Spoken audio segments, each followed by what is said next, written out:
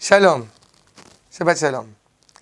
Dans la paracha de Vaïkel Pekoudé, puisque nous lisons 2 parachiotes cette semaine, je voudrais mettre l'accent sur cette dimension du rassemblement. Pourquoi est-ce que Moshe Rabbeinu a choisi de rassembler le peuple, Vaïkel, Bekahal, ensemble à ce moment-là, pour justement mettre en œuvre la construction du Mishkan, après avoir, grâce à Betzalel et grâce à Moshe Rabbeinu, pris conscience de la manière dont il va être construit. Nous sommes vraiment dans la mise en place décisive du Mishkan. Et il est important que le peuple entier participe pleinement, soit acteur dans cette magnifique preuve, témoignage, dans ce magnifique témoignage d'amour, de lien, de témoignage envers Akadosh Baruch Hu. Mais pourquoi est-ce qu'on met l'accent sur ce Vaïkel, justement? Parce qu'il faut se rappeler que, malheureusement, il y a 2 formes de rassemblement. Il y a une forme de rassemblement qui est peut-être profondément problématique, qui met en avant, justement, le phénomène de mode, l'extériorité.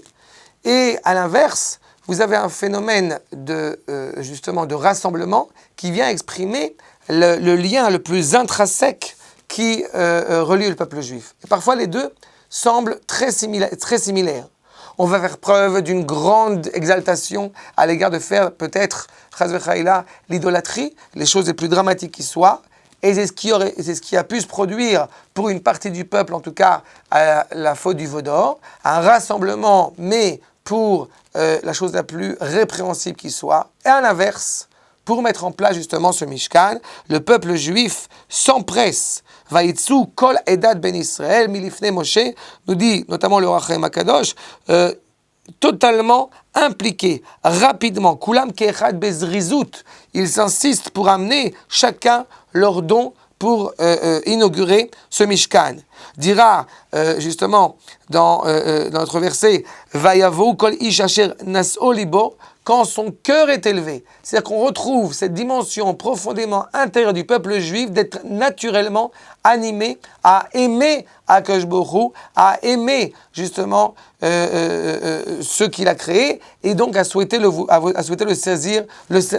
servir pleinement et sincèrement ensemble, dans le peuple. Je trouve ça très intéressant et je dirais il n'y a pas de hasard, mais une bonne rencontre quand justement nous nous apprêtons aussi à sortir 2 Sifrei Torah, justement la paracha de la vache rousse, la paracha de Chukat et la Haftara, puisque c'est ce Shabbat Para, l'événement justement fondamental de préparer à se purifier pour être digne de sacrifier le sacrifice de Pessah en son temps, en tout cas à s'en rappeler pour espérer le faire. Et c'est très intéressant parce que le korban de Pessah justement est appelé un korban tzibour. C'est justement encore une fois ce rassemblement du peuple et que nous faisons à l'échelle individuelle, parce que ce sacrifice est effectivement appelé un korban tzibour, mais dans chaque foyer, nous avons l'agneau au milieu de notre table, au milieu de notre seder, et qui exprime ce lien intrinsèque à notre peuple. Cela implique qu'au bout du compte, nous ressentons du plus profond de nous-mêmes ce lien intrinsèque au peuple, et il se révèle au quotidien, et il va se révéler de plus en plus, justement, avec ces fêtes de la délivrance, de Pessah, jusqu'à l'événement de Shavuot, avec Yom Ha'atzmaut, Yom Yerushalayim, ces festivités qui, justement, mettent bien en avant le lien profond de cohésion qui renie notre peuple, à la fois extérieurement et surtout et avant tout intérieurement, ce lien qui nous relie à Akadosh Baruch Hu. Shabbat Shalom.